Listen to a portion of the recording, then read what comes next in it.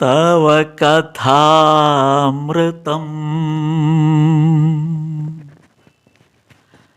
തപ്തജീവനം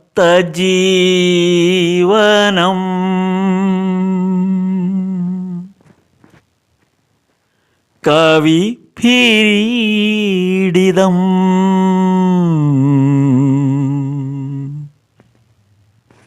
കൽമഷാപഹം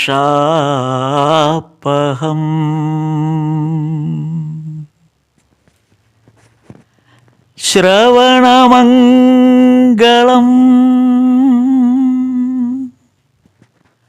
ശ്രീമദാത്തദം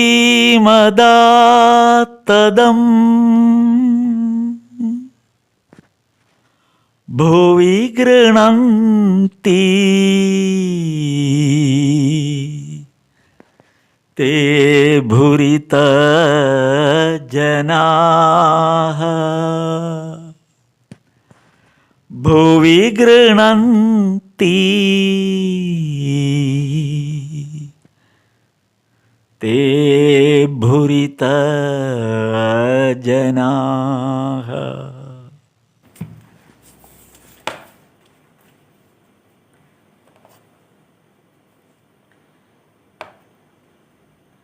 ജയ് ശ്രീരാമകൃഷ്ണ.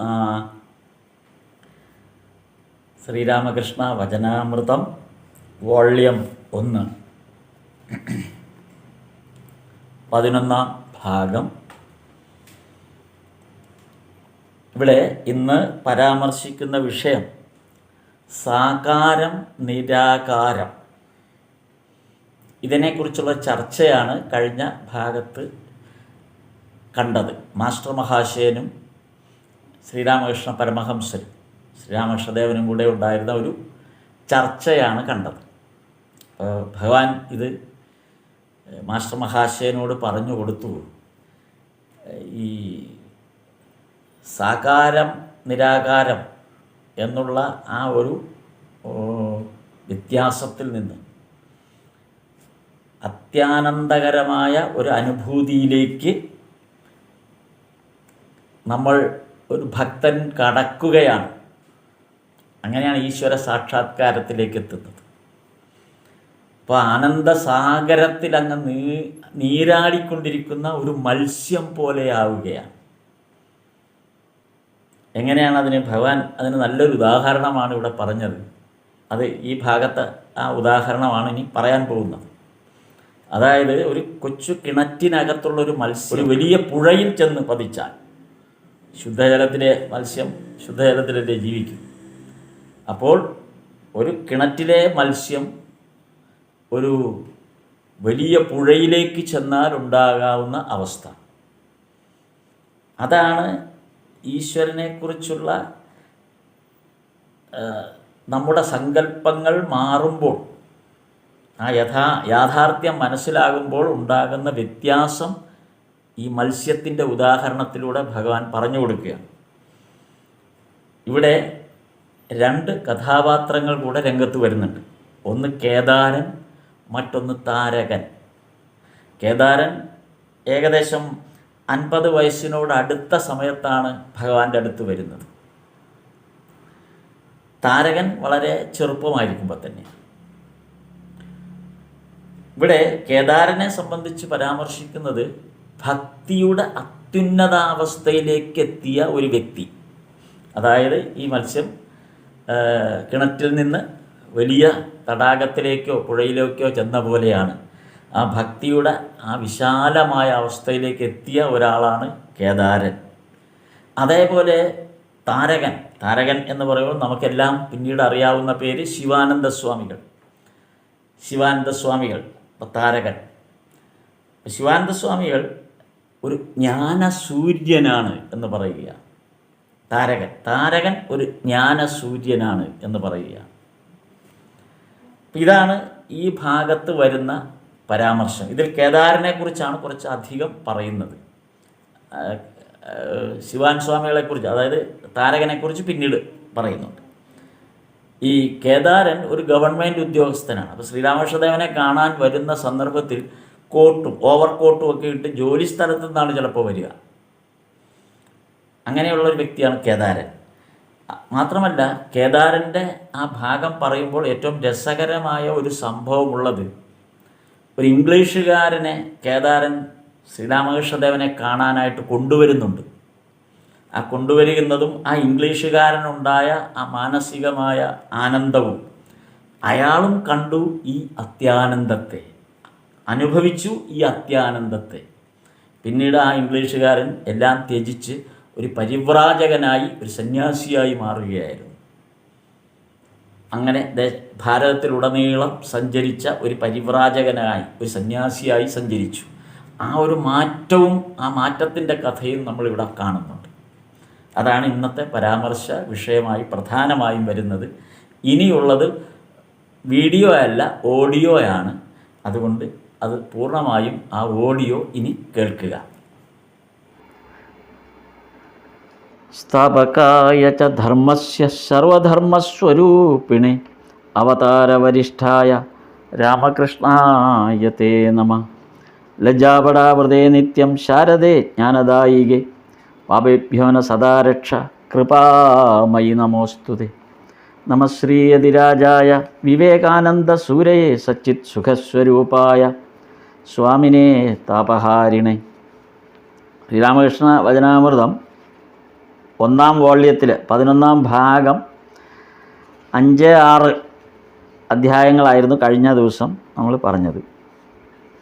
ഇനി അടുത്തത് 7-ാം ഭാഗം, 7-ാം അധ്യായം, അതായത് 1883 ജൂൺ 8 വെള്ളിയാഴ്ച. അപ്പോൾ കഴിഞ്ഞ തവണ നമ്മൾ പറഞ്ഞു വന്നതിൽ ഭഗവാൻ അവസാനിപ്പിക്കുന്ന ഒരു ഭാഗം വരുമ്പോൾ അതും ഒരു കണക്റ്റഡാണ്. അപ്പോൾ കഴിഞ്ഞ തവണ നമ്മൾ പറഞ്ഞ് അവസാനിപ്പിച്ച ഭാഗത്ത് മാസ്റ്റർ മഹാശയനോട് ഭഗവാൻ, മാസ്റ്റർ മഹാശയനെ സംബന്ധിച്ച് ഭഗവാന്റെ സാകാരമാണോ നിരാകാരമാണോ ഇഷ്ടം എന്നുള്ളതിൽ സാകാരം അല്ല നിരാകാരമാണ് ഇഷ്ടം എന്ന് മാസ്റ്റർ മഹാശയൻ പറയുന്നുണ്ട്. അത് മാസ്റ്റർ മഹാശയൻ ഭഗവാനെ ആദ്യമായി കണ്ട ദ്വിതീയ ദർശനത്തിൽ ഇതേ ചോദ്യത്തിന് ഇതേ ഉത്തരം തന്നെയാണ് അന്നും മാസ്റ്റർ മഹാശയൻ പറഞ്ഞത്, നിരാകാരത്തിലാണ് ഇഷ്ടം. പക്ഷേ ഇപ്പോഴത്തെ നിരാകാരവും അന്നത്തെ നിരാകാരവും തമ്മിൽ മാസ്റ്റർ മഹാശയൻ്റെ ഉള്ളിൽ വലിയ വ്യത്യാസം സംഭവിച്ചു എന്നുള്ളതാണ് ഇപ്പോൾ കാണുന്നത്. അതായത് അന്ന് നിരാകാരം എന്ന് മാസ്റ്റർ മഹാശയൻ ഉദ്ദേശിച്ചത് വിഗ്രഹാരാധനയെ സംബന്ധിച്ചാണ്. ഒരു പ്രതിഷ്ഠ, അതിനെ സംബന്ധിച്ചാണ് സാകാരം എന്നുള്ള കോൺസെപ്റ്റ് മാസ്റ്റർ മഹാശയനും അതുപോലെ തന്നെ ബ്രഹ്മ സമാജ അംഗങ്ങൾക്കുമൊക്കെ ഉണ്ടായിരുന്ന സാകാരം എന്നവർ പറയുമ്പോൾ അത് പ്രതിഷ്ഠ, വിഗ്രഹം എന്നുള്ള അർത്ഥത്തിലാണ്. അപ്പം നിരാകാരം എന്ന് അവരന്ന് പറഞ്ഞിരുന്നത് വിഗ്രഹമില്ലാതെ, പ്രത്യേകിച്ച് ഒരു ഡയറ്റിയുടെ സഹായമില്ലാതെ ഈശ്വരാരാധന നടത്തുന്നു എന്നേ അന്ന് ഉദ്ദേശിച്ചിരുന്നുള്ളൂ. പക്ഷേ ഇത്രയും മുന്നോട്ട് വന്ന ഈ സമയത്ത്, ഈ ഒരു ഘട്ടത്തിലേക്ക് എത്തിയപ്പോഴേക്കും ഇതേ ചോദ്യം ഭഗവാൻ ചോദിച്ചപ്പോൾ മാസ്റ്റർ മഹാശയൻ പറഞ്ഞത് ഇപ്പോഴും നിരാകാരം തന്നെയാണ് ഇഷ്ടം. പക്ഷേ ആ നിരാകാരത്തിൻ്റെ അർത്ഥം മാറി. അതാണ് വന്ന മാറ്റം. നിരാകാരം എന്നുള്ളത് ഭഗവാന് ഈ പ്രപഞ്ചരൂപത്തെ, ഈശ്വരൻ എന്ന് പറയുന്നത് പ്രപഞ്ചരൂപിയാണ്. ആ പ്രപഞ്ചരൂപത്തെ ഒരു പ്രതിഷ്ഠയിലേക്കോ ഒരു വിഗ്രഹത്തിലേക്കോ ഒതുക്കാൻ പറ്റില്ല. അപ്പം നിരാകാരം ഒരു പ്രതിഷ്ഠയല്ല, ഈ പ്രപഞ്ചരൂപം എന്നുള്ളത് കൊണ്ട് അതിനൊരു ആകാരം പ്രത്യേകിച്ച് ഗണിക്കാൻ പറ്റില്ല, അല്ലെങ്കിൽ കാണാൻ പറ്റില്ല. അങ്ങനെ ഒരു ആകാര രൂപത്തിൽ അതിനെ കാണാൻ പറ്റില്ല. ഈ പ്രപഞ്ചം തന്നെ നിറഞ്ഞു നിൽക്കുന്നു എന്നുള്ള ആ വിശാലമായ അർത്ഥത്തിലേക്ക്, ഒരു വിശ്വരൂപ ദർശനത്തിൻ്റെ അർത്ഥത്തിലേക്ക് മാസ്റ്റർ മഹാശയൻ മാറി എന്നുള്ളതാണ് കഴിഞ്ഞ പ്രാവശ്യം പറഞ്ഞ് അവസാനിപ്പിച്ച ഭാഗത്ത് കാണുന്നത്. അപ്പോൾ ഇവിടെ ഭഗവാൻ ശ്രീരാമകൃഷ്ണദേവൻ മാസ്റ്റർ മഹാശയൻ്റെ ഈ ഒരു സങ്കല്പത്തെ ഭഗവാൻ അത് ഇൻ്റർപ്രറ്റ് ചെയ്യുന്നുണ്ട് മാസ്റ്റർ മഹാശയനോട്. അതായത് നമുക്ക് ചുറ്റും കാണുന്നത് സച്ചിദാനന്ദ സാഗരമാണ് എന്ന് ഭഗവാൻ മാസ്റ്റർ മഹാശയനോട് പറയുകയാണ്. അപ്പോൾ എന്നിട്ട് അതെങ്ങനെയാണ് അനുഭവപ്പെടുന്നത് എന്നും ഭഗവാൻ മാസ്റ്റർ മഹാശയനോട് പറയുന്നുണ്ട്. എങ്ങനെയെന്ന് വെച്ചാൽ, ഈ സച്ചിദാനന്ദ സാഗരത്തിൽ ഒരു ആത്മമത്സ്യം എങ്ങനെ ഇളകി കളിക്കുന്നതായിട്ടിങ്ങനെ തോന്നുന്നു. സച്ചിദാനന്ദ സാഗരമാണ് ചുറ്റും, അതിനകത്തൊരു ആത്മമത്സ്യം ഇങ്ങനെ ഇളകി കളിക്കുന്നത് പോലെ തോന്നുന്നു. അതായത് ഇത്രയും നാൾ ഒരു കിണറ്റിൽ മാത്രം ഒതുങ്ങിക്കിടന്ന ഒരു മത്സ്യം വലിയ ജലാശയത്തിലെത്തിയാലുള്ള അവസ്ഥ എന്തായിരിക്കും? അതാണ് മാസ്റ്റർ മഹാശയനിലുണ്ടായ മാറ്റം. മാസ്റ്റർ മഹാശയനെ സംബന്ധിച്ച് സാകാരം നിരാകാരം എന്നുള്ള സങ്കല്പം ഭഗവാനെ കാണാൻ വരുന്ന സന്ദർഭത്തിൽ മാസ്റ്റർ മഹാശയൻ്റെ ഉള്ളിൽ അതുമായി അതിനെ സംബന്ധിച്ചുണ്ടായിരുന്ന ഒരു ധാരണ എന്നത് ഒരു കിണറ്റിൽ ഒതുങ്ങിക്കഴിയുന്ന ഒരു മീനിൻ്റെ അവസ്ഥയായിരുന്നു, ഒരു മത്സ്യത്തിൻ്റെ അവസ്ഥയായിരുന്നു. അതേ മത്സ്യം ഭഗവാനുമൊത്തുള്ള ഈ സഹവാസം, ഇത്രയും നാളത്തെ ഈ സഹവാസം അടുത്തടുത്ത് വന്നപ്പോൾ, ഇത്രയും പിന്നിട്ട് കഴിഞ്ഞപ്പോൾ അതൊരു വലിയ ജലാശയത്തിൽ ആ മത്സ്യം എത്തിയാൽ ഉണ്ടാകുന്ന അനുഭവത്തേക്ക് മാറി.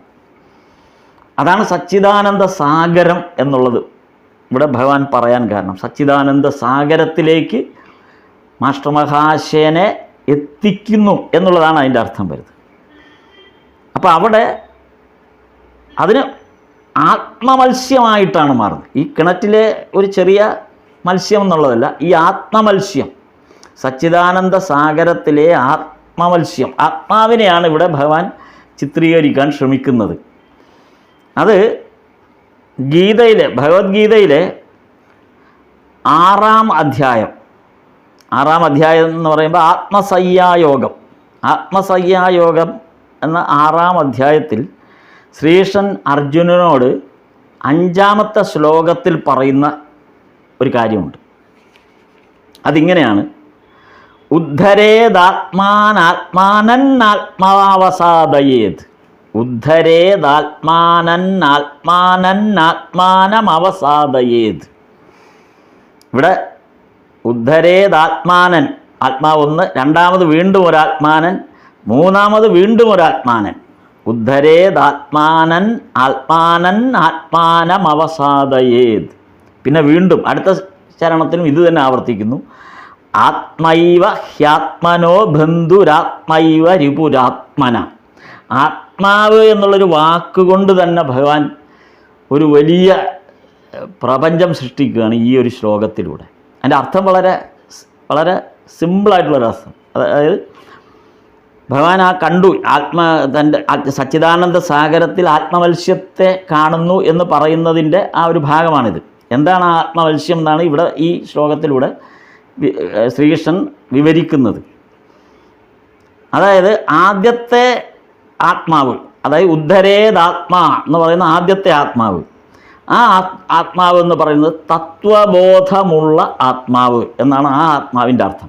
ഇതിനകത്ത് 6 or 7 തവണ ആത്മാവ് ആവർത്തിക്കുന്നെങ്കിലും ആ 7 തവണ ആവർത്തിക്കുമ്പോഴും ആത്മാവിൻ്റെ അർത്ഥത്തിന് വ്യത്യാസം വരുന്നുണ്ട്. അതാണ് അപ്പോൾ ആദ്യം പറഞ്ഞ ഉദ്ധരേദാത്മാ എന്ന് പറഞ്ഞ ആ ആത്മാവിൻ്റെ അർത്ഥം തത്വബോധമുള്ള ആത്മാവ്.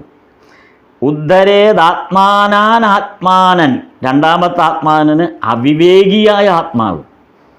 അപ്പം നമ്മുടെ ഉള്ളിൽ തന്നെയാണ് തത്വബോധമുള്ള ആത്മാവും അതേ ആത്മാവ് തന്നെയാണ് അവിവേകിയായ ആത്മാവുമായിട്ട് പ്രവർത്തിക്കുന്നത്. രണ്ടും നമ്മുടെ ഉള്ളിലുള്ളതാണ്. ഒരേ ആത്മാവ് തന്നെയാണ്. ഒരേ ആത്മാവിൻ്റെ 2 ഭാവങ്ങളാണ്. ഒന്ന് തത്വബോധം ഉള്ള ആത്മാവായിട്ടും മറ്റേത് അവിവേകിയായ ആത്മാവായിട്ടും ഒരേ ആത്മാവ് തന്നെയാണ് നമ്മുടെ ഉള്ളിലുള്ളത്. ഇനി മൂന്നാമതൊരാത്മാവും കൂടെ പറയുന്നുണ്ട് ഭഗവാൻ. ഉദ്ധരേദാത്മാനന്നാത്മാനന്നാത്മാനമവസാദയത്. മൂന്നാമത്തെ ആത്മാവ് ആത്മാനൻ അവസാദയത്. മൂന്നാമത്തെ ആത്മാവ് എന്ന് പറയുമ്പോൾ അത് കർത്തൃത്വാഭിമാനമുള്ള ആത്മാവ്. അതായത് ഞാനാണിതെല്ലാം ചെയ്യുന്നത് എന്ന കർത്തൃബോധമുള്ള ആത്മാവ്. അപ്പോൾ 3 ആത്മാക്കളെയാണ് ശ്രീകൃഷ്ണൻ ഇവിടെ വിവരിച്ചത്. ഒന്നാമത്തെ ആത്മാവ് എന്ന് പറയുന്നത് തത്വബോധമുള്ള ആത്മാവ്. അതേ ആത്മാവിൻ്റെ മറ്റൊരു ഭാവം അവിവേകിയാണെന്നുള്ള ഭാവം. മൂന്നാമത്തത് താനാണിതെല്ലാം ചെയ്യുന്നതെന്നുള്ള കർത്തൃത്വബോധമുള്ള ആത്മാവ്. ഇതാണ് ഈ ശ്ലോകത്തിൽ പറയുന്നത്. അപ്പോൾ ഇത് പറയാൻ കാരണം ഇത്രയാണ് ശ്രീകൃഷ്ണൻ അർജുനോട് ഉപദേശിക്കുന്നത്. ഇതെല്ലാം ഈ കർത്തൃത്വബോധമുള്ള ആ ഞാനെന്ന ഭാവമുള്ള ആത്മാവും നമ്മുടെ ഉള്ളിലാണ്. അതേപോലെ തന്നെ അവിവേകീയ ആത്മാവും നമ്മുടെ ഉള്ളിലാണ്. അതേസമയം തത്വബോധമുള്ള ആത്മാവും നമ്മുടെ ഉള്ളിലെ അതേ ആത്മാവ്, എല്ലാം ഒരേ ആത്മാവിൻ്റെ 3 ഭാവങ്ങളാണ്. അപ്പോൾ പിന്നെ എന്തു ചെയ്യും നമ്മൾ? ഒരേ ഭാവമുള്ള 3 ആത്മാവ്, ഒരേ ആത്മാവിൻ്റെ 3 ഭാവങ്ങൾ ഒരേപോലെ നമ്മിലുണ്ടെങ്കിൽ പിന്നെ നമ്മൾ എന്താണ് ചെയ്യേണ്ടതെന്ന് ഭഗവാൻ പറഞ്ഞു കൊടുക്കുകയാണ് അർജുനനോട്. എന്താണത്? അതുകൊണ്ട് ചെയ്യേണ്ടത് മുള്ളിനെ മുള്ളുകൊണ്ടെടുത്ത്, ശ്രീരാമകൃഷ്ണദേവൻ അത് പലതവണ പറഞ്ഞു, മുള്ളിനെ മുള്ളുകൊണ്ടെടുത്തിട്ട് ആ മുള്ളു കളയണം, 2 മുള്ളു ഒരുമിച്ച് കളയണം എന്ന് പറഞ്ഞ പോലെ തത്വബോധമുള്ള ആത്മാവിനെ കൊണ്ട് അവിവേകിയായ ആത്മാവിനെ ഉദ്ധരിക്കണം. അതാണ് ഭഗവാൻ പറഞ്ഞത്. ശ്രീകൃഷ്ണൻ പറയുന്നത് അർജുനനോട്, തത്വബോധമുള്ള ആത്മാവിനെ കൊണ്ട് നമ്മുടെ ഉള്ളിലെ അവിവേകിയായ ആത്മാവിനെ ഉദ്ധരിക്കണം. ഉദ്ധരേത് എന്നാണ് അതാണ് പറയുന്നത്. എന്നിട്ട് അതേ ചരണത്തിൻ്റെ 2ാം ഭാഗത്തിൽ വീണ്ടും ഈ ആത്മാവിനെ വെച്ചാണ് ഭഗവാൻ പറയുന്നത്. എന്താണത്? അങ്ങനെ ഉദ്ധരിച്ച ആത്മാവിനെ കർത്തൃത്വാഭിമാനത്തിലേക്ക് വരാൻ പാകം തള്ളിവിടരുത്, അഹംബോധം ഉണ്ടാക്കരുത്. അപ്പോൾ അവിവേകിയായ ആത്മാവിനെ കർത്തൃത്വബോധമുള്ള ആത്മാവിനെ കൊണ്ട് ഉയർത്തണം. പക്ഷെ പ്രത്യേകം ശ്രദ്ധിക്കണം, ആ ഉയർത്തിക്കഴിഞ്ഞ ആത്മാവിനെ ഒരു തരത്തിലും കർത്തൃത്വാഭിമാനത്തിലേക്ക് തള്ളിവിടരുത്. അതാണ് ഇതിനകത്ത് ശ്രീകൃഷ്ണൻ അർജുനന് പറഞ്ഞു കൊടുത്തത്. ഇനി അതിൻ്റെ 2ാം ചരണത്തിൽ ആത്മാവ് തന്നെ, വീണ്ടും ആത്മാവ് തന്നെ, ഹിയാത്മനോ ബന്ധു, ആത്മാവ് തന്നെയാണ് ബന്ധു. വീണ്ടും ആത്മാ ഏവ, അതേ ആത്മാവ് തന്നെയാണ് രിപുരാത്മന, ആത്മാവിൻ്റെ ശത്രുവും ഇതേ ആത്മാവ് തന്നെയാണ്. അതായത് ആത്മാവിൻ്റെ ബന്ധുവും ആത്മാവിൻ്റെ ശത്രുവും ഒരേ ആത്മാവിൻ്റെ 2 ഭാഗങ്ങളാണ്. അപ്പം എല്ലാം ഒരേ ആത്മാവിൽ തന്നെയാണ്. അപ്പം ഈ ഒരു ആത്മതത്വം അറിഞ്ഞുകൊണ്ടാണ് ഈ സച്ചിദാനന്ദ സാഗരത്തിലേക്ക് ഒരു ആത്മമത്സ്യം പോലെ നമ്മുടെ എന്ന് പറയുമ്പോൾ ഭഗവാൻ പറയുന്നത്, ഭഗവാൻ അതിനെ ഉദ്ധരിക്കുന്നതാണ്, മാസ്റ്റർ മഹാശയനെ ബോധ്യപ്പെടുത്തുന്നതാണ്. ഈ അന്തരാത്മാവ് ഈ പറഞ്ഞ സച്ചിദാനന്ദ സാഗരത്തിൽ ഇങ്ങനെ മീനിനെ പോലെ കളിച്ചു നടക്കുന്നതായിട്ട് എനിക്ക് തോന്നുന്നു എന്ന് ഭഗവാൻ പറഞ്ഞു കൊടുക്കുകയാണ്. അപ്പം ഇത് ഇവിടെ ഭഗവാൻ കൺക്ലൂഡ് ചെയ്യുന്നുണ്ട്. ആ ഭാഗം 7ാം അധ്യായത്തിലേക്ക് വരുന്നതിന് മുമ്പ് ഒന്ന് കൺക്ലൂഡ് ചെയ്യുന്നുണ്ട്. അതായത് ജ്ഞാനവും ഭക്തിയും 2ഉം ഈശ്വര ദർശനത്തിനുള്ള വഴികളാണ്. ജ്ഞാനവും ഭക്തിയും 2ഉം ഈശ്വര ദർശനത്തിനുള്ള വഴികളാണ് എന്ന് പറഞ്ഞാണ് 6ാം അധ്യായത്തെ കൺക്ലൂഡ് ചെയ്യാൻ ശ്രീരാമകൃഷ്ണദേവൻ ശ്രമിക്കുന്നത്. എന്നിട്ട് അതിന് 7ാം അധ്യായത്തിലേക്ക്, പിന്നെ അടുത്ത 7ാം അധ്യായമാണ്. 7ാം അധ്യായത്തിലേക്ക് കടക്കുമ്പോൾ 2 പേരെക്കുറിച്ച് ഭഗവാൻ പരാമർശിക്കുകയാണ്. ഇവിടെ 7ാം അധ്യായത്തിലെത്തുമ്പോൾ 2 പേരെക്കുറിച്ച് പരാമർശിക്കുന്നു. അതിലൊന്ന് കേദാർനാഥ് ചാറ്റർജി, 2ാമത്തെ ആൾ താരക്നാഥ് ഘോഷാൽ, പിന്നീട് ശിവാനന്ദ സ്വാമികളായി മാറിക്കഴിഞ്ഞ ആ സന്യാസി വര്യൻ, ഭഗവാന്റെ അന്തരംഗ ശിഷ്യന്മാരിൽ വളരെ പ്രധാനിയായ ശിവാനന്ദ സ്വാമികൾ. അപ്പോൾ ഒന്ന് കേദാരനും മറ്റൊന്ന് താരക്നാഥും, ശിവാനന്ദ സ്വാമികൾ. ശിവാനന്ദ സ്വാമികളല്ല, ഇപ്പോൾ താരകൻ എന്നുള്ള അർത്ഥത്തിൽ. അപ്പോൾ കേദാരൻ ഭഗവാൻ ഇവിടെ പറഞ്ഞു, ജ്ഞാനവും ഭക്തിയും 2ഉം ഈശ്വര ദർശനത്തിനുള്ള വഴികളാണെന്ന് പറഞ്ഞു. അപ്പോൾ അതിൻ്റെ ഉദാഹരണമായിട്ട് ഈ 2 പേരെയാണ് അടുത്ത് മാസ്റ്റർ മഹാശയൻ അത് കണ്ടിന്യൂ ചെയ്യുമ്പോൾ, ദിവസം പിന്നീട് 1883 ജൂൺ 8 വെള്ളിയാഴ്ചയാണ് അത് വരുന്നത്, ദിവസം മാറുന്നുണ്ട്. പക്ഷേ പരാമർശം വരുമ്പോൾ, ആ കുറിപ്പ് പരാമർശിച്ച് കണ്ടിന്യൂ ചെയ്യുമ്പോൾ നമ്മൾ ഇത് ആദ്യം വായിച്ച് അടുത്ത അധ്യായത്തിലേക്ക് കയറുമ്പോൾ നമുക്ക് അതിൻ്റെ ക്ലാരിഫിക്കേഷൻ തരികയാണ്. വീണ്ടും എന്താണ് ആ ക്ലാരിഫിക്കേഷൻ? ജ്ഞാനവും ഭക്തിയും 2ഉം ഈശ്വര ദർശനത്തിനാണ്. ഇതിൽ ജ്ഞാനവും ഭക്തിയുടെ ഭാഗം, ഭക്തിയുടെ രൂപഘടനയായിട്ടാണ് കേദാരൻ അവതരിപ്പിക്കപ്പെടുന്നത്. അതേപോലെ ജ്ഞാനത്തിൻ്റെ ഭാവമായിട്ടാണ് താരകൻ അവതരിപ്പിക്കപ്പെടുന്നത്. ഇവരെ 2 പേരെയും വേർതിരിച്ച് മനസ്സിലാക്കുമ്പോഴാണ് ഭഗവാൻ പറഞ്ഞ ജ്ഞാനവും ഭക്തിയും രണ്ടും ഈശ്വര ദർശനത്തിനാണ് എന്നുള്ളത് നമുക്ക് ബോധ്യപ്പെടുന്നത്. ഇപ്പോൾ കേദാരനെ സംബന്ധിച്ചിടത്തോളം ഭക്തിയുടെ ഔന്നത്യത്തിലേക്ക് എത്തിയ ആളാണ്. അത്രമേൽ ഭക്തിയുടെ ഔന്നത്യത്തിലെത്തിയ ഒരു വ്യക്തിയാണ് കേദാരൻ. അപ്പോൾ അതേസമയം ശിവാനന്ദ സ്വാമികൾ, താരകൻ മഹാപുരുഷ് മഹാരാജ് എന്ന് എല്ലാവരും വിളിക്കുന്ന ശിവാനന്ദ സ്വാമികൾ, താരകൻ അദ്ദേഹത്തെ സംബന്ധിച്ച് അദ്ദേഹം ജ്ഞാനസൂര്യനായിട്ടാണ് അറിയപ്പെടുന്നത്. 1922 മുതൽ 12 വർഷം കണ്ടിന്യൂസ് ആയിട്ട് അദ്ദേഹം ശ്രീരാമകൃഷ്ണ ഓർഡറിൻ്റെ ആഗോള പ്രസിഡൻ്റായിട്ടിരുന്ന ആളാണ്. ബ്രഹ്മാനന്ദ സ്വാമികൾക്ക് ശേഷം അധ്യക്ഷ പദം ഏറ്റെടുത്തത് ശിവാനന്ദ സ്വാമികളാണ്. അതേ താരകനാണ്. 1922 മുതൽ അദ്ദേഹം സമാധിയാവുന്ന 1934 വരെ. അപ്പോൾ ഇതാണ് 2 പേരെ ഭഗവാൻ അവതരിപ്പിക്കുന്നത്.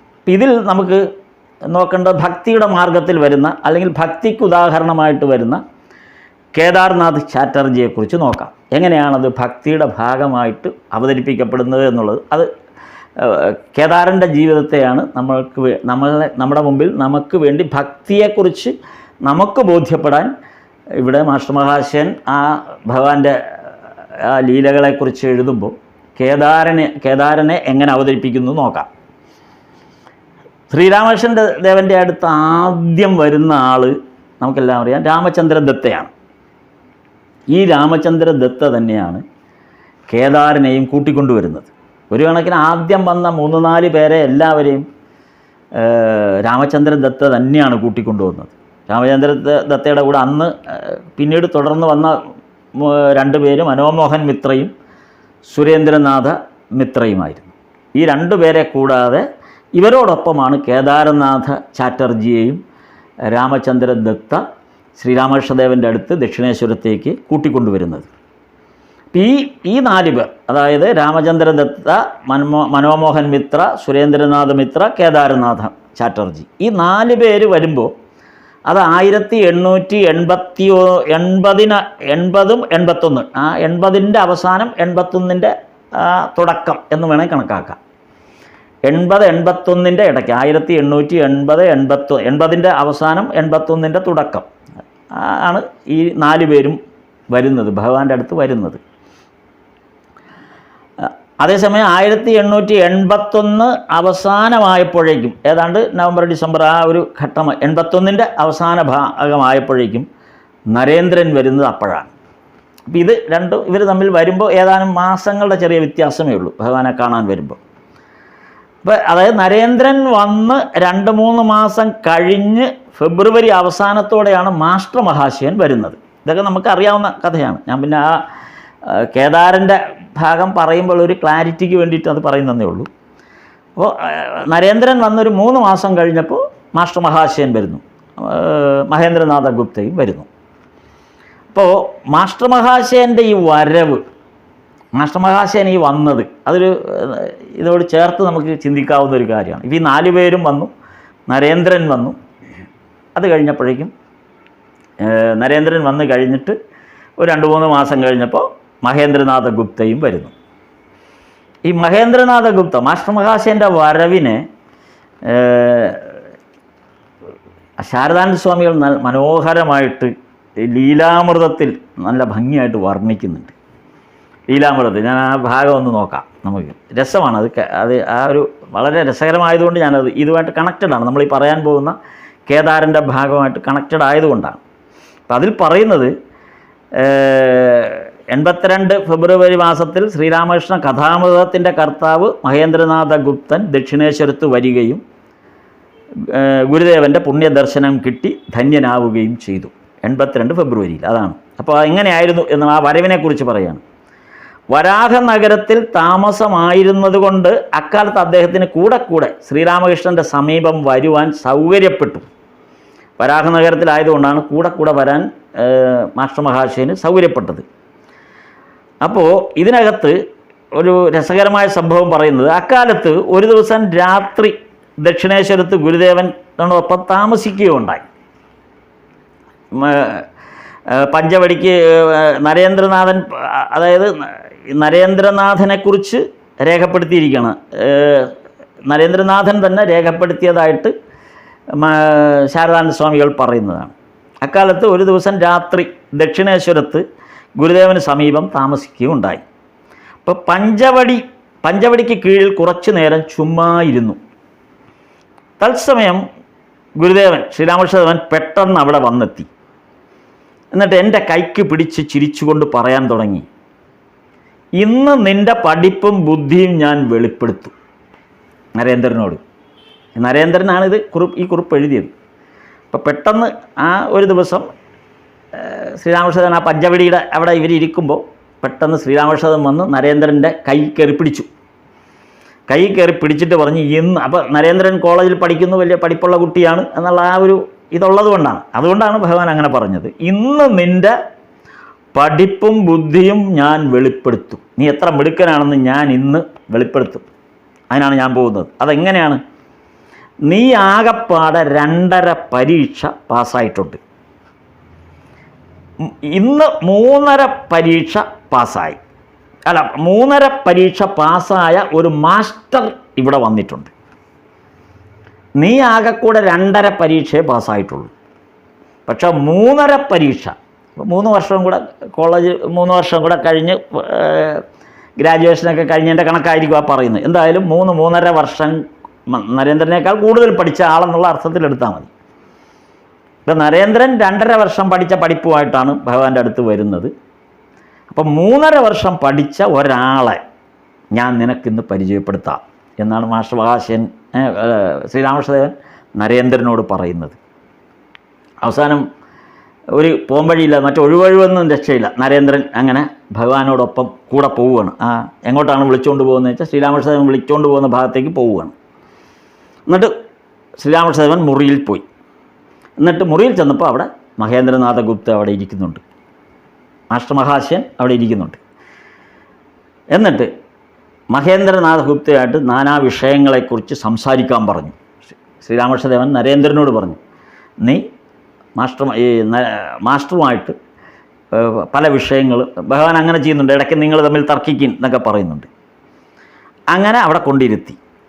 അപ്പോൾ ഇങ്ങനെയാണ് മാസ്റ്റർ മഹാശയനെ നരേന്ദ്രൻ്റെ മുമ്പിൽ അവതരിപ്പിക്കുന്നത്. അല്ലെങ്കിൽ ശ്രീരാമകൃഷ്ണദേവൻ നരേന്ദ്രനെയും മാസ്റ്റർ മഹാശയനെയും അവതരിപ്പിക്കുന്ന ഒരു ഭാഗം ലീലാമൃതത്തിൽ പറയുന്നത് ഇങ്ങനെയാണ്. ഇത് പറയാൻ കാരണം, മാസ്റ്റർ അന്ന് വരുമ്പോൾ, മാസ്റ്റർ വരുന്ന ആ സന്ദർഭത്തിൽ മാസ്റ്റർക്ക് ഏതാണ്ട് 27 വയസ്സ്, 27 വയസ്സും കുറച്ച് മാസവും കൂടെ കഴിഞ്ഞു. 27 വയസ്സെന്ന് കൂട്ടാം. 27 വയസ്സാണ് മാസ്റ്റർക്ക് അവിടെ വരുമ്പോൾ. അതേസമയം നരേന്ദ്രനപ്പോൾ 19 വയസ്സായി.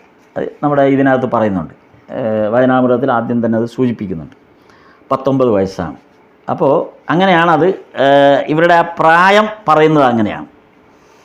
അപ്പോൾ നമ്മൾ പറഞ്ഞു വന്നത് കേദാറിൻ്റെ കാര്യത്തിലേക്കാണ്. അപ്പോൾ കേദാർനാഥ് ചതോപാധ്യായയുടെ ഭക്തിയെക്കുറിച്ചാണ് ഭഗവാൻ എപ്പോഴും ഇവരോടൊക്കെ സംസാരിക്കുന്ന പതിവ്. കാരണം കേദാരൻ അതിനും മുമ്പ് വന്ന ആളാണ്. രാമചന്ദ്ര ദത്തയുടെ കൂടെ വന്ന ആളാണ്. ഏതാണ്ട് 1 വർഷം മുമ്പ് വന്ന ആളാണ്. അപ്പോൾ കേദാറിനെക്കുറിച്ച്, കേദാർനാഥ് ചതോപാധ്യായെക്കുറിച്ച്, അദ്ദേഹത്തിൻ്റെ ഭക്തിയെക്കുറിച്ച്, അത് ഏറ്റവും കൂടുതൽ കേദാർനാഥൻ്റെ ഭക്തിയെക്കുറിച്ച് ശ്രീരാമകൃഷ്ണദേവൻ വളരെ പലതവണ ആവർത്തിച്ച് ഇത് പറഞ്ഞിട്ടുള്ളതൊക്കെ നരേന്ദ്രനോടാണ്. അതാണ് രസം. കാര്യം നരേന്ദ്രന് തർക്ക സ്വഭാവം ഒരുപാടുണ്ടായിരുന്നു.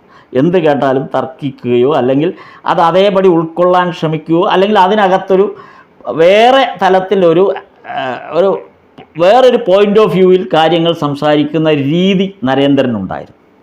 അപ്പോൾ അതാണ് ഭഗവാൻ കേദാർനാഥൻ്റെ ഭക്തിയെക്കുറിച്ച് നരേന്ദ്രനോട് പറയുന്നത്. എന്നിട്ട് ഇതിനകത്ത് കേദാർനാഥനെക്കുറിച്ച് പറയുന്ന കേദാർനാഥനെ സംബന്ധിച്ച് നമ്മൾ ഇതിനകത്ത് ലീലാമൃതത്തിൽ കേദാർനാഥനെയും പരിചയപ്പെടുത്തുന്നുണ്ട്. വളരെ വിശദമായിട്ട് ശാരദാനന്ദ സ്വാമികൾ പരിചയപ്പെടുത്തുന്നുണ്ട്. കേദാർനാഥനെക്കുറിച്ച് പറയുന്നത്, ശ്രീരാമകൃഷ്ണദേവൻ്റെ ഗൃഹസ്ഥ ഭക്തന്മാരിൽ ഒരാളായിരുന്നു കേദാർനാഥ ചതോപാധ്യായൻ. ഗൃഹസ്ഥ ഭക്തന്മാരിൽ ഒരാൾ. നരേന്ദ്രനാഥൻ ദക്ഷിണേശ്വരത്ത് വരുന്നതിന് കുറച്ചു കാലം മുമ്പ് മുതലേ, അതായത് രാമചന്ദ്ര ദത്തയുടെ ഒക്കെ ഒപ്പം തന്നെ ശ്രീരാമകൃഷ്ണ സന്നിധിയിൽ പതിവായി വന്നു പോയിക്കൊണ്ടിരിക്കുന്ന ആളാണ് കേദാർനാഥ്. പക്ഷേ കിഴക്കൻ ബംഗാളിൽ, അന്ന് ഇപ്പം പശ്ചിമ ബംഗാളിൻ്റെ കിഴക്കൻ ബംഗാളും എല്ലാം കൂടെ ഒന്നിച്ച് കിടക്കുന്ന സമയം, അപ്പം കിഴക്കൻ ബംഗാളിൽ ഡാക്ക, ഇന്നത്തെ ബംഗ്ലാദേശിൻ്റെ തലസ്ഥാനമായിട്ട് വരും ഡാക്ക. അപ്പം ഡാക്കയിൽ ആണ് ഈ കേദാർനാഥന് ജോലി അന്നത്തെ സമയത്ത്. ശ്രീരാമകൃഷ്ണദേവൻ്റെ അടുത്ത് വന്നുകൊണ്ടിരിക്കുമ്പോൾ ഡാക്കയിലായിരുന്നു ഈ കേദാർനാഥന് ജോലി. അതുകൊണ്ട് ഈ ദുർഗാപൂജ ഒഴിവ് സമയത്താണ് സാധാരണ അദ്ദേഹത്തിന് ഡാക്കയിൽ നിന്ന് വരാൻ പറ്റാറുള്ളൂ. അപ്പോൾ ആ സന്ദർഭത്തിലാണ് ശ്രീരാമകൃഷ്ണദേവനെ കാണാനായിട്ട് അദ്ദേഹം വരിക. ഈ ദുർഗാപൂജയുടെ ഒഴിവ് കാലത്ത് വരും. അല്ലാത്ത സമയത്ത് ഈ ഡാക്കയിലായതുകൊണ്ട് അദ്ദേഹത്തിന് തുടരെ വരാനായിട്ട് സാധിച്ചിരുന്നില്ല. അതേസമയം കേദാർനാഥൻ വളരെ ഭക്തനായിട്ടുള്ളൊരു സാധകനുമായിരുന്നു. അതായത് ഈ വൈഷ്ണവ തന്ത്ര അനുസാരമുള്ള ആധ്യാത്മിക മനോഭാവങ്ങളെ അവലംബിച്ച് സാധന നടത്തുന്ന, വൈഷ്ണവ രീതിയിൽ ആ താന്ത്രിക് സാധനകൾ അനുഷ്ഠിക്കുന്ന ഒരാളായിരുന്നു കേദാർനാഥൻ. എപ്പോഴൊക്കെ ഈശ്വരനെക്കുറിച്ച് സംസാരിക്കുകയോ അല്ലെങ്കിൽ ഭജൻസ് പാടുമ്പോൾ, ഭഗവാനെക്കുറിച്ച് ഈശ്വരനെക്കുറിച്ച് ഈശ്വരനാമം ജപിക്കുമ്പോഴോ ഭജൻസ് പാടുന്ന അവസരത്തിലൊക്കെ ഈ കേദാർനാഥൻ്റെ കണ്ണുകളിൽ നിന്ന് കണ്ണീരിങ്ങനെ ധാരയായി ഒഴുകിക്കൊണ്ടിരിക്കും. അതുകൊണ്ട് ശ്രീരാമകൃഷ്ണദേവൻ സകലരോടും അയാളെക്കുറിച്ച് ഇങ്ങനെ പ്രശംസിച്ചുകൊണ്ടേയിരിക്കും. ഇയാളുടെ കണ്ണിൽ നിന്നിങ്ങനെ ധാരയായി നാമം ജപിക്കുമ്പോഴും കീർത്തനം പാടുമ്പോഴും ഒക്കെ ഇങ്ങനെ ധാരയായി ഈശ്വരനാമം ഉച്ചരിക്കുമ്പോഴേ കണ്ണിൽ നിന്ന് ധാരയായിട്ട് കണ്ണീരൊഴുകാൻ തുടങ്ങും. അപ്പം അത് ശ്രീരാമകൃഷ്ണദേവൻ എല്ലാവരോടും ആ ഭക്തിയുടെ ഒരു പ്രകടനം, ആ ഭക്തി എങ്ങനെയാണ് ആ ഭക്തിയുടെ ഒരു വെളിപ്പെടൽ എന്ന് ബോധ്യപ്പെടുത്തുന്നതിന് വേണ്ടിയിട്ട് മറ്റു ഭക്തന്മാരോട് മുഴുവൻ പറയുന്നത് കേദാരനെ ഉദാഹരിച്ചുകൊണ്ടാണ്. അല്ലെങ്കിൽ കേദാരൻ്റെ ഈ പ്രത്യേകം പ്രകീർത്തിച്ചുകൊണ്ട് തന്നെ ശ്രീരാമകൃഷ്ണദേവൻ ഇങ്ങനെ പറഞ്ഞുകൊണ്ടിരിക്കും. അപ്പോൾ ഈ ഭക്തി കൊണ്ട് അദ്ദേഹത്തോട് പലർക്കും അത്യധികം ആദരവും ഉണ്ടായിരുന്നു. അദ്ദേഹത്തിൻ്റെ ഈ ഭക്തി പ്രകടനം കണ്ടിട്ട് അദ്ദേഹത്തിൻ്റെ ജോലിസ്ഥലത്തായാലും ശരി, അദ്ദേഹവുമായി പരിചയമുള്ള ഏത് മേഖലയിലുള്ളവരായാലും ശരി, അദ്ദേഹത്തോട് അത്യധികം ഒരാദരവ് പുലർത്തി പോന്നിരുന്നു എന്നാണ് പറയുന്നത്. അപ്പോൾ ഇവിടെ ഇത് തുടർന്ന് പറയുന്നത്, ശ്രീരാമകൃഷ്ണദേവൻ സമയം അനേകം ആളുകൾ വരാൻ തുടങ്ങുകയും അവരുമായി ധർമ്മവിഷയങ്ങൾ തുടർന്ന് സംസാരിച്ച് ക്ഷീണിതനാകുകയും ചെയ്യുന്നൊരു സാഹചര്യം ഉണ്ടാവുകയാണ്. ആ സമയമാകുമ്പോഴേക്കും ധാരാളം ആളുകൾ വന്നു തുടങ്ങി. അപ്പോൾ അവരുമായിട്ടൊക്കെ ഈ ധർമ്മവിഷയങ്ങളും അവരുടെ ചോദ്യങ്ങൾക്ക് ഉത്തരവും പറഞ്ഞ് ആ തർക്കങ്ങൾക്ക് സമാധാനമൊക്കെ പറഞ്ഞ് നിരന്തരം സംസാരിച്ച് ഭഗവാൻ അങ്ങ് ക്ഷീണിതനാകുന്ന അവസ്ഥ വരാറുണ്ട്. ശ്രീരാമകൃഷ്ണദേവൻ ക്ഷീണിതനാകുന്നു. അപ്പോൾ ശ്രീരാമകൃഷ്ണദേവൻ കാളിമാതാവിനോട് പ്രാർത്ഥിക്കാറുണ്ട്, അമ്മേ എനിക്കിത്രയൊന്നും പറഞ്ഞു കൊടുക്കാൻ വയ്യ, ഇവരോടൊക്കെ ഇങ്ങനെ ആവർത്തിച്ച് എനിക്ക് പറഞ്ഞു കൊടുക്കാനുള്ള ശക്തിയില്ല, എനിക്കതിന് പറ്റുന്നില്ല. അങ്ങ് കേദാരനും രാമനും ഗിരീശനും പിന്നെ വിജയകൃഷ്ണ ഗോസ്വാമി. അപ്പം ആദ്യം വന്ന ഈ 3-4 പേരുകൾ, അതിനകത്ത് സുരേന്ദ്രൻ മാത്രമേ ഇല്ലാതെയുള്ളൂ. അതല്ലാത്ത കേദാരനും രാമനും ഗിരീശനും രാമനും കേദാരനും, ഗിരീഷ് ചന്ദ്ര ഘോഷ്, പിന്നെ രാമചന്ദ്രദത്ത, പിന്നെ കേദാരൻ. അപ്പം ഇവരോട് പിന്നെ വിജയകൃഷ്ണ ഗോസ്വാമി. അപ്പം ഇവരോട് സംസാരിച്ച് ഇവർക്ക് അല്പം കഴിവ് കൊടുക്കുക. ഞാൻ തന്നെ ഇങ്ങനെ ഇതെല്ലാം പറഞ്ഞുകൊണ്ടിരിക്കുമ്പോൾ എന്നെ സംബന്ധിച്ചിടത്തോളം ഒരുപാട് വിഷമങ്ങൾ അനുഭവിക്കും. അതുകൊണ്ട് ഈ പറഞ്ഞ ഇവർക്കൊക്കെ, കേദാരൻ ഉൾപ്പെടെയുള്ള ഈ ആളുകൾക്ക് ഇത്തരം കാര്യങ്ങൾ, വരുന്ന ഭക്തന്മാരുടെ ഈ സംശയങ്ങൾ നിവർത്തിക്കാൻ, അവർക്ക് മറുപടി കൊടുക്കാനുള്ള കഴിവ് ഇവർക്ക് കൊടുക്കൂ എന്ന് ശ്രീരാമകൃഷ്ണദേവൻ കാളിമാതാവിനോട് ഇങ്ങനെ പ്രാർത്ഥിക്കുന്നത് പതിവുണ്ടെന്നാണ് പറയുന്നത്. എന്നിട്ട് ഇതിന് ശേഷം കുറച്ച് കാലത്തേക്ക് കഴിഞ്ഞപ്പോഴേക്കും കേദാരൻ കൽക്കത്തയിൽ വന്ന് ഡാക്കയിൽ നിന്ന് കൽക്കത്തയിലേക്ക് മാറി വന്നു. അപ്പോൾ അതുകൊണ്ട് കൂടെ ശ്രീരാമകൃഷ്ണദേവൻ്റെ സമീപത്ത് വരാൻ അദ്ദേഹത്തിന് ഒരുപാട് സാഹചര്യം കിട്ടി, കൂടെ വരാനുള്ള സാഹചര്യം കിട്ടി. അപ്പോൾ അത് ശ്രീരാമകൃഷ്ണദേവനുമായിട്ട് കൂടുതൽ സംസാരിക്കാനും, അപ്പോൾ അത് ശ്രീരാമകൃഷ്ണദേവനും വലിയ സന്തുഷ്ടനായി. കാരണം കേദാരനെ ഇപ്പോൾ കൂടെ കാണാൻ പറ്റുന്നുണ്ട് എന്നുള്ളത് വളരെ സന്തോഷകരമായി. മാത്രമല്ല വരുന്നവരെ എല്ലാം വീണ്ടും ഈ കേദാരനെ പരിചയപ്പെടുത്തി കൊടുക്കുകയും ഒക്കെ ചെയ്യുന്നൊരു രീതി. അപ്പോൾ ഒരു ദിവസം നരേന്ദ്രനും ശ്രീരാമകൃഷ്ണന് സമീപം വരികയും കേദാരനെ കാണുകയും ചെയ്തു. അപ്പം നരേന്ദ്രനും ശ്രീരാമകൃഷ്ണദേവൻ്റെ അടുത്ത് വന്നപ്പോൾ കേദാരൻ അവിടെ ഇരിക്കുന്നത് കണ്ടു. അപ്പോൾ ഭജന പാടുമ്പോൾ ഈ കേദാരൻ്റെ ആ കണ്ണുകൾ ഭാവാവേശം ഉണ്ടാകുന്നത് നരേന്ദ്രൻ ശ്രദ്ധിച്ചു. അപ്പോൾ പിന്നീട് ഗുരുദേവൻ കുറച്ചു നേരത്തേക്ക് നരേന്ദ്രനാഥനെയും കേദാരനെയും തമ്മിൽ ഒന്ന് തർക്കിക്കാനൊക്കെ പറഞ്ഞു. നിങ്ങൾ തമ്മിൽ പരസ്പരം തർക്കിക്കാനൊക്കെ പറഞ്ഞു. അപ്പോൾ കേദാരൻ അദ്ദേഹത്തിൻ്റെ ആശയാദർശങ്ങളെ സംബന്ധിച്ചിടത്തോളം നല്ല പോലെ തർക്കിക്കും, അത് വിട്ടുകൊടുക്കില്ല. കാര്യം അദ്ദേഹത്തിന് ഉറച്ച വിശ്വാസമുണ്ടായിരുന്നു. അദ്ദേഹത്തിൻ്റെ വിശ്വാസ പ്രമാണങ്ങളെ സംബന്ധിച്ച് നല്ല ഉറപ്പുള്ളൊരു വ്യക്തിയായിരുന്നു. ഈ ഭക്തി പോലെ തന്നെയാണ് എന്താണ് ആ ഭക്തിയുടെ ആഴം എന്ന് സ്വയം തിരിച്ചറിഞ്ഞ് അതേക്കുറിച്ച് സംസാരിക്കാൻ നല്ല ആത്മവിശ്വാസമുള്ള ഒരാൾ കൂടിയായിരുന്നു കേദാരൻ. അപ്പോൾ എതിരാളികളുടെ നിലപാടിൻ്റെ യുക്തിരാഹിത്യം ഇടയ്ക്കിടെ എടുത്ത് കടുത്ത പരിഹാസോക്തികൾ പ്രയോഗിച്ച് ചൂണ്ടിക്കാട്ടും. അപ്പോൾ എതിരാളികൾ ഈ തർക്കിക്കുമ്പോൾ എതിരാളികൾക്ക് യുക്തിയില്ലാതെ പറയുന്നത് നരേന്ദ്രനോടൊക്കെയാണ് സംസാരിക്കുന്നതെന്നും കൂടെ നമ്മൾ ഈ സമയത്ത് ഓർക്കണം.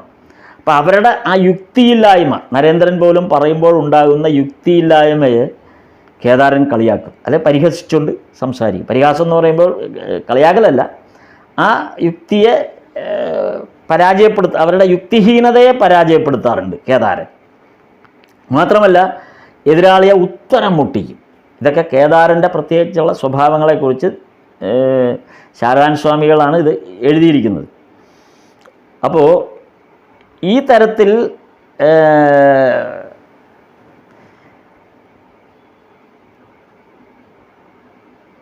അപ്പോൾ ഒരു തവണ ഒരു തർക്കം നടന്നപ്പോൾ, ഈ തർക്കത്തിൻ്റെ ഇടയിൽ ഇത് പറയുന്നതാണ്, തർക്കം നടന്നപ്പോൾ കേദാരൻ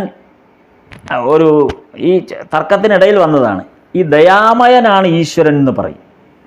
ഈശ്വരൻ ദയാമയനാണ് എങ്കിൽ അദ്ദേഹത്തിൻ്റെ സൃഷ്ടിയിൽ ഇത്രയെല്ലാം ദുഃഖവും കഷ്ടവും അന്യായവും അത്യാചാരവും എല്ലാം ഉണ്ടാക്കിയതെന്തിന്?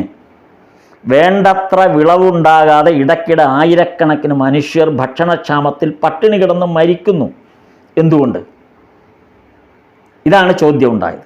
കേദാരനോടുള്ള തർക്കത്തിൽ ചോദ്യം ഉയർന്നു വന്ന ഇതായിരുന്നു. അപ്പോൾ ചോദ്യം വന്നത് ഈ രീതി, ഇത് നമ്മളും അല്ലെങ്കിൽ ഈ കാലഘട്ടത്തിലും ഈശ്വര വിശ്വാസത്തെ എതിർത്തുകൊണ്ട് സംസാരിക്കുന്ന അല്ലെങ്കിൽ അതിനെതിരെ യുക്തിഹീനമായി സംസാരിക്കുന്നവർ ഉപയോഗിക്കുന്ന ഒരു തർക്ക വിഷയമാണ് ഇത്. അന്നും ഇതേ തർക്ക വിഷയം ഉന്നയിച്ചു. അന്ന് പക്ഷേ കേദാരനോടാണ് അവർ ഈ തർക്ക വിഷയം ഉന്നയിച്ചത്. അന്നത്തെ ഭക്തന്മാരിൽ ചിലർ ഇത് തന്നെയാണ് ഈ സംശയ നിവൃത്തിക്ക് വേണ്ടി ഉന്നയിച്ചതാണ്. ഒരു തർക്കമാണല്ലോ നടക്കുന്നത്. അപ്പോൾ അതുകൊണ്ട് അവിടെ ഇതാണ് പറഞ്ഞത്, എന്തുകൊണ്ടാണ് ദയാമയനാണ് ഈശ്വരൻ. പക്ഷേ ദയാമയനായ ഈശ്വരൻ തൻ്റെ സൃഷ്ടിയിലുള്ള എല്ലാവർക്കും ദുഃഖം കൊടുക്കുന്നു, എല്ലാവർക്കും കഷ്ടം കൊടുക്കുന്നു, അപമൃത്യു കൊടുക്കുന്നു. അപ്പോൾ എന്താണ് എന്തുകൊണ്ടാണ് ഇങ്ങനെ സംഭവിക്കുന്നത്? ചോദ്യം കേദാരനോടാണ്. അപ്പോൾ കേദാരനാണ് അതിന് ഉത്തരം പറയുന്നത്.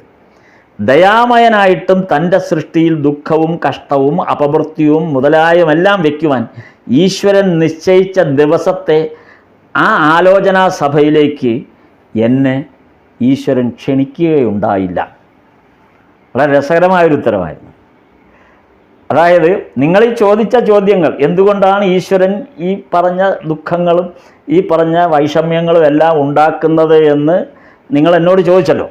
പക്ഷെ നിർഭാഗ്യവശാൽ ഇതേ സംബന്ധിച്ച് ചർച്ച നടന്ന സമയം, ഈശ്വരൻ ഇതേ സംബന്ധിച്ച് ചർച്ച നടത്തിയ അവസരത്തിൽ എന്നെ ആ യോഗത്തിന് വിളിച്ചില്ല. അതുകൊണ്ട് എനിക്കത് അറിയാൻ പറ്റിയില്ല. അപ്പം ഇതിനകത്ത് തമാശയായിട്ട് പറയുന്നത്, ഇത്തരം ഈശ്വരനെ ഈ തരത്തിൽ ഈശ്വരീയ ഭാവത്തെ ഈ തരത്തിൽ തർക്കിക്കുന്നവരോട് കേദാരന് മറുപടിയൊന്നും പറയാനില്ല.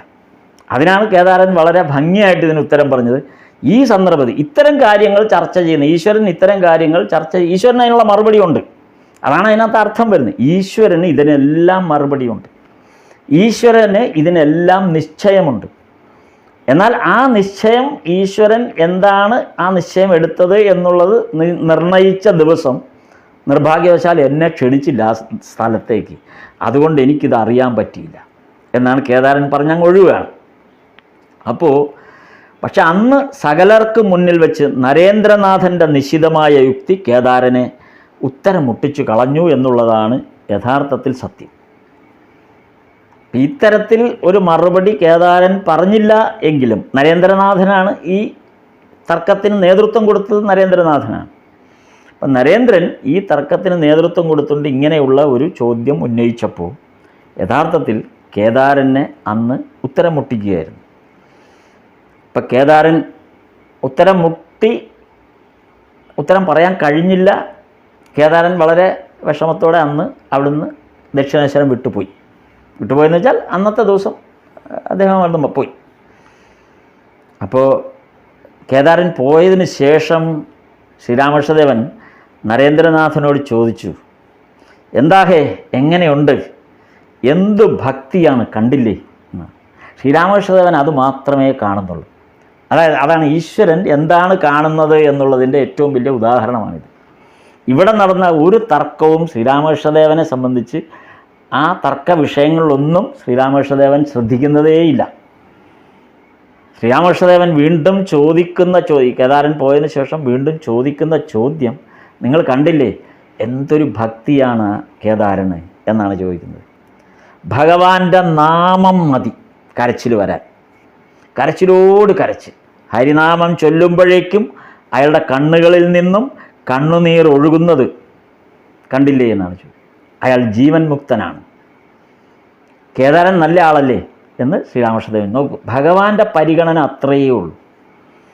ഈശ്വരനാമം കേൾക്കുകയും ഈശ്വരനാമം ജപിക്കുകയും ഈശ്വരനാമത്തിന് കാതോർക്കുകയും ചെയ്യുന്നുണ്ടോ ഇല്ലയോ, ആ ഈശ്വരനാമത്തിൽ നമ്മൾ എത്രമാത്രം അഭിരമിക്കുന്നുണ്ട് എന്നുള്ളത് മാത്രമാണ് ഈശ്വരൻ്റെ കൺസേൺ. അല്ലാതെ മുകളിൽ ചോദിച്ച ഈ ചോദ്യങ്ങൾക്ക് ഉത്തരങ്ങൾ കണ്ടെത്തുകയും ഇതിൻ്റെ അഗാധമായ തലത്തിൽ വലിയ വ്യാകരണം തപ്പിപ്പോകുന്ന ആ അവസ്ഥയെക്കുറിച്ച്, തർക്ക വിഷയത്തെക്കുറിച്ച് ഈശ്വരൻ ഒരിക്കലും ചെവി കൊടുക്കുന്നില്ല. തർക്കിച്ച് ജയിക്കാനുള്ളതല്ല അത്. അതുകൊണ്ടാണ് ഭഗവാൻ അതൊന്നും ശ്രദ്ധിക്കാതെ പറഞ്ഞത്. നോക്കൂ, അവൻ്റെ ഭക്തി കണ്ടില്ലേ, കേദാരൻ്റെ ഭക്തി കണ്ടില്ലേ, ഈശ്വരനാമം ജപിച്ചാൽ മതി, ശരിയല്ലേ എന്നാണ് ചോദിച്ചത്. അത് ആൾ കൊള്ളാമല്ലേ എന്നാണ് ശ്രീരാമകൃഷ്ണദേവൻ ചോദിച്ചത്.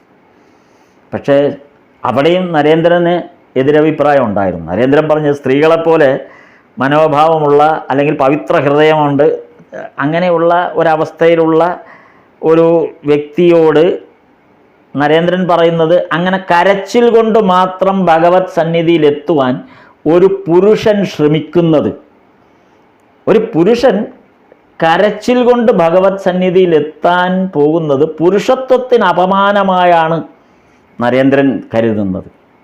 കരച്ചിൽ കൊണ്ട് ഈശ്വര സന്നിധിയിലെത്തുന്ന ഒരു പുരുഷനെ സംബന്ധിച്ചിടത്തോളം അത് അപമാനമാണ് എന്നാണ് നരേന്ദ്രന് തോന്നിയിരുന്നത്. ഈശ്വരനെ പൂർണ്ണമായും ആശ്രയിച്ചാലും പുരുഷൻ എന്നെന്നും പുരുഷനായി നിലകൊള്ളണം, പുരുഷനെ പോലെ ആത്മസമർപ്പണം ചെയ്യണം എന്നായിരുന്നു നരേന്ദ്രൻ്റെ അഭിപ്രായം. അതിനാൽ ശ്രീരാമകൃഷ്ണദേവൻ മേൽപ്പറഞ്ഞതിനെ സമ്പൂർണ്ണ ഹൃദയത്തോടെ അനുവാദിക്കുവാൻ കഴിയാകയാൽ അയാൾ പറഞ്ഞു, മഹാശയ, അത് ഞാൻ എങ്ങനെ അറിയും, അങ്ങയ്ക്കറിയാനും പറയാനും കഴിയും. ഇതായിരുന്നു യഥാർത്ഥത്തിൽ നരേന്ദ്രൻ്റെ മനോഭാവം. ഈ നേരത്തെ ഇപ്പം പറഞ്ഞ കാര്യങ്ങളാണ് യഥാർത്ഥത്തിൽ നരേന്ദ്രൻ്റെ ഉള്ളിലുള്ളത്. പുരുഷൻ കരച്ചിൽ കൊണ്ടല്ല ഈശ്വര സന്നിധിയിൽ എത്തേണ്ടതെന്നും, അല്ലെങ്കിൽ പൂർണ്ണമായും പുരുഷത്വത്തിന് അപമാനമാണ് ഈ കരച്ചിൽ, ഈശ്വരനാമം കേൾക്കുമ്പോൾ കരച്ചിൽ വരുന്നു എന്നുള്ളത് പുരുഷത്വത്തിന് അപമാനമാണ് എന്നൊക്കെയാണ് നരേന്ദ്രൻ്റെ ഉള്ളിലുള്ള, അല്ലെങ്കിൽ നരേന്ദ്രൻ ഉള്ളിൽ സൂക്ഷിച്ചിരുന്ന, അല്ലെങ്കിൽ പറയാൻ ആഗ്രഹിക്കുന്ന ഭാഗം. പക്ഷെ നരേന്ദ്രൻ അവിടെ അത് പറഞ്ഞില്ല. അതിന് പകരം ശ്രീരാമകൃഷ്ണദേവനോട് പറഞ്ഞു, ഞാൻ എങ്ങനെ അറിയും. ശ്രീരാമകൃഷ്ണൻ ചോദിച്ചു, കൊള്ളാമോ എന്ന് ചോദിച്ചതിൻ്റെ ഉത്തരം പിന്നെ അങ്ങനെയാണ് നരേന്ദ്രൻ പറഞ്ഞത്, ഞാൻ എങ്ങനെ അറിയും, അങ്ങയ്ക്ക് അറിയാനും പറയാനും കഴിയും, എന്നാൽ ചുമ്മാ കരച്ചിലും പിഴിച്ചിലും കണ്ടിട്ട് നന്മതിന്മ ലേശവും അറിയുക സാധ്യമല്ല. ഈ കരച്ചിലും പിഴിച്ചിലും കൊണ്ട് നന്മയും തിന്മയൊന്നും അറിയാൻ പറ്റില്ല. അപ്പോൾ ഇതാണ് ഇത് കേദാരനെ സംബന്ധിച്ച് ഉള്ള ഒരു ഭഗവാനുമായിട്ട് ഒന്നിച്ചുള്ള ഒരു തർക്ക വിഷയത്തിൽ വന്ന ഒരു ഭാഗം. ഇതാണ് കേദാരനെ മനസ്സിലാക്കാൻ വേണ്ടിയത്. കേദാരൻ്റെ ഭക്തി മാർഗത്തെ അല്ലെങ്കിൽ ഭക്തിയെ മനസ്സിലാക്കുന്ന ഒരു ഭാഗമായിട്ട് ലീലാമൃതത്തിൽ നമുക്ക് വായിക്കാവുന്ന ഒരു ഭാഗമാണത്. ഇനി കേദാരൻ ഭക്തി പാരവേശത്താൽ കണ്ണീർ പൊഴിക്കും. ഇത് ഭഗവാൻ നരേന്ദ്രനോട് പറഞ്ഞപ്പോൾ നരേന്ദ്രൻ്റെ അഭിപ്രായമാണ് ഈ ഭഗവത് സന്നിധിയിൽ കരച്ചിൽ കൊണ്ട് കാര്യമില്ല എന്നുള്ളതൊക്കെ പറഞ്ഞത്. അപ്പോൾ മാസ്റ്റർ മഹാശയൻ കേദാർനാഥനെക്കുറിച്ച് ആദ്യമായി പറയുന്നത്, മാസ്റ്റർ മഹാശയൻ കേദാർനാഥനെക്കുറിച്ച് പറയുന്നുണ്ട്. അത് പറയുന്നത് ശ്രീരാമകൃഷ്ണ വചനാമൃതത്തിൽ 1-ാം വോള്യത്തിൽ 4-ാം ഭാഗത്താണ്. ആദ്യമായിട്ട് മഹേന്ദ്രനാഥ ഗുപ്ത കേദാർനാഥനെ അവതരിപ്പിക്കുന്നത് ശ്രീരാമകൃഷ്ണ വചനാമൃതത്തിൻ്റെ 1-ാം വോള്യത്തിലെ 4-ാം ഭാഗത്തിലാണ്. അതായത് 1882 ആഗസ്റ്റ് 13 ഞായറാഴ്ച ദക്ഷിണേശ്വരം ക്ഷേത്രത്തിൽ വെച്ചാണ് അതും നടക്കുന്നത്. മാസ്റ്റർ ഭഗവാന്റെ മുറിയിലേക്ക് വരുമ്പോൾ കേദാരനും മറ്റും ഭഗവാനുമായി സംസാരിച്ചുകൊണ്ടിരിക്കുമ്പോഴാണ് മഹേന്ദ്രനാഥ ഗുപ്ത ആ മുറിയിലേക്ക് അപ്പോൾ കയറി വന്നത്. അപ്പോൾ അതേക്കുറിച്ച് പറയുന്നത്, അപ്പോൾ മാസ്റ്റർ ഭഗവാനെ കാണാൻ വന്നിട്ട് ഏകദേശം ഇപ്പോൾ ഈ കേദാരനെ ആദ്യമായിട്ട് ഭഗവാന്റെ മുറിയിൽ മാസ്റ്റർ മഹാശയൻ കാണുമ്പോൾ ആ ദിവസത്തേക്ക് വരുമ്പോൾ, അതായത് ആ ദിവസം എന്ന് പറയുന്നത് 1882 ആഗസ്റ്റ് 13 ഞായറാഴ്ച. അപ്പോൾ ആ ദിവസം വന്നപ്പോൾ മാസ്റ്റർ ഭഗവാനെ കാണാൻ വന്ന ആ ദിവസം വരുമ്പോൾ ഏകദേശം 5.5 മാസമേ ആയിട്ടുള്ളൂ. മാസ്റ്റർ മഹാശയൻ ഭഗവാന്റെ അടുത്തെത്തിയിട്ട് 5.5 മാസമേ ആയിട്ടുള്ളൂ. ഇത് ഈ വന്ന ദർശനം തന്നെ മാസ്റ്ററുടെ 9ാമത്തെ ദർശനമേ ആയിട്ടുള്ളൂ. അതായത് വന്നിട്ട് തന്നെ 5.5 മാസമായി. ഈ 5.5 മാസത്തിനിടയ്ക്ക് 9ാമത്തെ ദർശന സമയമാണിത്. അപ്പോഴാണ് കേദാരനെ മാസ്റ്റർ മഹാശയനും കാണുന്നത്.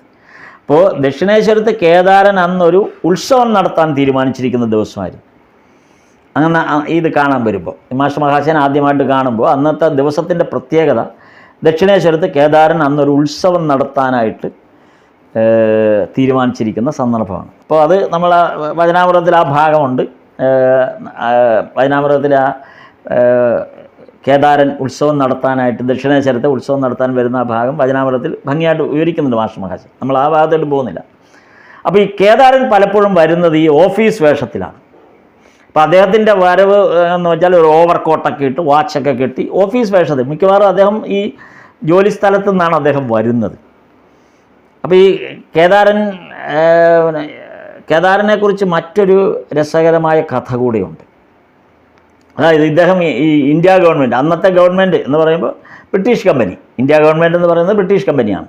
അപ്പോൾ ഈ ബ്രിട്ടീഷ് കമ്പനിയിൽ ഇദ്ദേഹത്തിൻ്റെ മേലുദ്യോഗസ്ഥൻ, ആ കമ്പനിയിൽ ഇദ്ദേഹത്തിൻ്റെ ഈ കേദാരൻ്റെ മേലുദ്യോഗസ്ഥൻ അത് സ്വാഭാവികമായിട്ടൊരു ഇംഗ്ലീഷുകാരനാണ്. അപ്പോൾ ആ കേദാരൻ ഈ മേലുദ്യോഗസ്ഥനായ ഇംഗ്ലീഷുകാരനോട് ഒരിക്കൽ പറഞ്ഞു, ഈശ്വരൻ ഇവിടെ അവതരിച്ചിട്ടുണ്ട്, ഈശ്വരൻ ഇവിടെ അവതരിച്ചിട്ടുണ്ട്. ദക്ഷിണേശ്വരത്ത് ശ്രീരാമകൃഷ്ണ പരമഹംസർ എന്നാണ് വിളിക്കുന്നത്. ഈശ്വരൻ്റെ അവതാരമാണത് എന്ന് കേദാരൻ ഈ ഇംഗ്ലീഷ് സൂപ്പർവൈസറോട്, കേദാരൻ്റെ മേലുദ്യോഗസ്ഥനോട് പറഞ്ഞു. അപ്പോൾ ഇംഗ്ലീഷുകാരന് ഭയങ്കരമായിട്ട്, ആ സായിപ്പിന് ഭയങ്കര ആശ്ചര്യം തോന്നി. അപ്പോൾ അയാളെ സംബന്ധിച്ചിടത്തോളം അവതാരം എന്ന് പറഞ്ഞാൽ യേശുദേവൻ മാത്രമാണ്. അതുകൊണ്ടാണ് അയാൾക്കൊരു ആശ്ചര്യം തോന്നിയത്. കേദാരൻ ഇത് പറഞ്ഞപ്പോൾ ഒരാശ്ചര്യം തോന്നിയത് അയാളെ സംബന്ധിച്ച് യേശുദേവൻ മാത്രമാണ്. അതുകൊണ്ട് കേദാരൻ ഇത് പറഞ്ഞപ്പോൾ അയാൾ അതിനെ തള്ളിക്കളഞ്ഞില്ല. പകരം അയാൾ പറഞ്ഞത്, എന്നാൽ എനിക്കൊന്ന് കാണണം, ആ ഈശ്വരനെ എനിക്കൊന്ന് കാണണം എന്നാണ് ആ സായിപ്പ് പറഞ്ഞത്. അങ്ങനെ ഒരു ദിവസം കേദാരൻ അദ്ദേഹത്തിൻ്റെ മേലുദ്യോഗസ്ഥനായ സായിപ്പിനെയും വിളിച്ചുകൊണ്ട്, ഇംഗ്ലീഷുകാരനെയും വിളിച്ചുകൊണ്ട് ദക്ഷിണേശ്വരത്ത് വരികയാണ്. ദക്ഷിണേശ്വരത്ത് വന്ന സമയത്താണ് കേദാരന് അബദ്ധം മനസ്സിലായത്. അതെന്താണെന്നറിയാമോ? ഈ ഇംഗ്ലീഷുകാരനെ ക്ഷേത്രത്തിനകത്തേക്ക് കൊണ്ടുപോകാൻ പറ്റില്ല, കാര്യം പ്രവേശനമില്ല.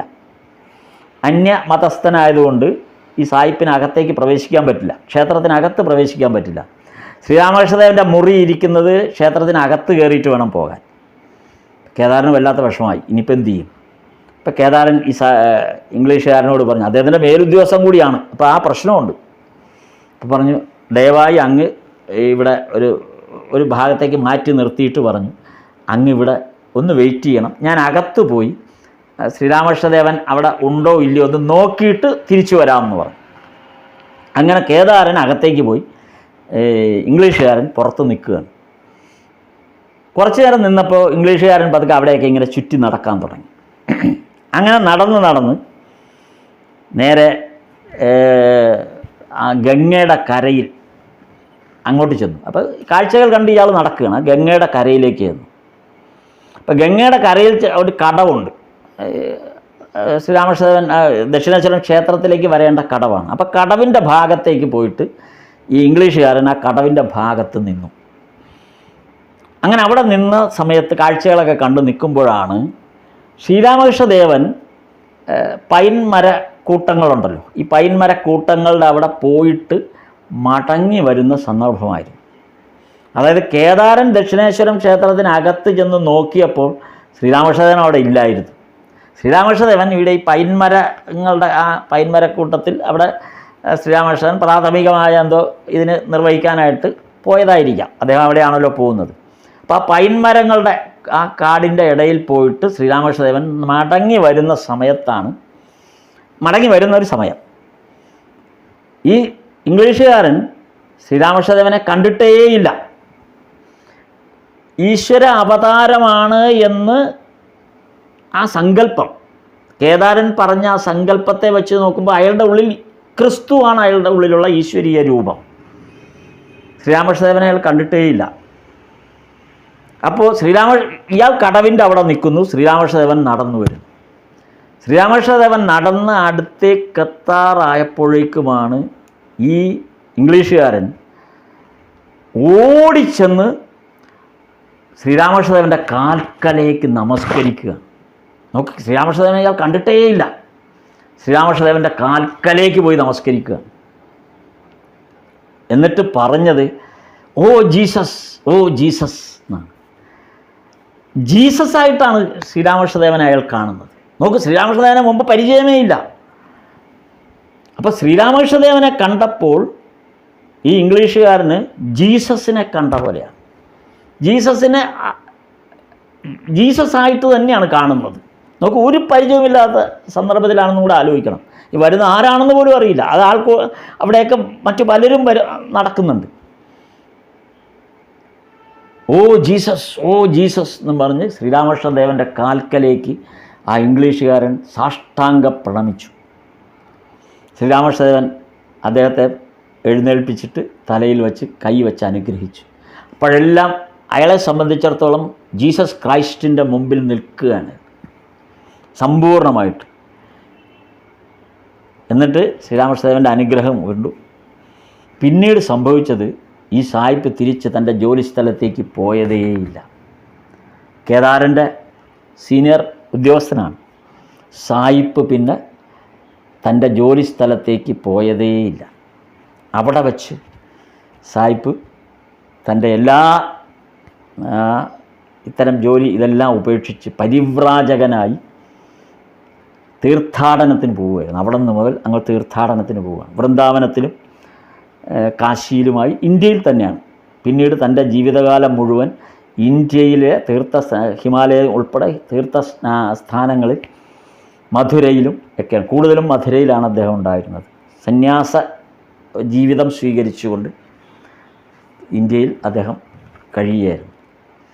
അങ്ങനെയാണ് അവസാനം മധുരയിൽ വെച്ച് ജീവത്യാഗം ചെയ്യുകയാണ് സായിപ്പ്. ഇതാണ് കേദാരൻ എന്ന് പറയുന്ന ആ വ്യക്തിയെക്കുറിച്ചുള്ള നമ്മുടെ ശ്രീരാമകൃഷ്ണദേവനുമായിട്ടുള്ള ആ ബന്ധത്തിൽ കേദാരനുള്ള സ്ഥാനം ഇതാണ് പറയുന്നത്. അപ്പോൾ കേദാരൻ്റെ തുടർന്ന് ഇനി നമ്മൾ നോക്കേണ്ടത് കേദാരനെ എങ്ങനെയാണ് ആ ഭക്തി പാരവശ്യത്തിൻ്റെ മേഖലയിൽ ആ ഭക്തിയുടെ ആഴങ്ങളിലേക്ക് ഒരു വ്യക്തി എങ്ങനെയാണ് ഈശ്വര സാക്ഷാത്കാരത്തിന് അനുയോജ്യമായ രീതിയിൽ കൺവെർട്ട് ചെയ്യപ്പെടുന്നത് ഭക്തിയുടെ രൂപത്തിൽ. ഇനി അടുത്ത് ജ്ഞാനരൂപത്തിലാണ് ശിവാൻ സ്വാമികളുടെ ഭാഗം വരുന്നത്. ഇപ്പോൾ സമയം ഇത്രയായി. സ്ഥാപകായ ച ധർമ്മസ്യ സർവധർമ്മസ്വരൂപിണേ അവതാരവരിഷ്ഠായ രാമകൃഷ്ണായ തേ നമഃ. നമസ്തേ നമസ്തേ നമസ്തേ നമസ്തേ സാർ, നമസ്തേ. നമസ്തേ നമസ്തേ നമസ്തേ. നമസ്കാരം.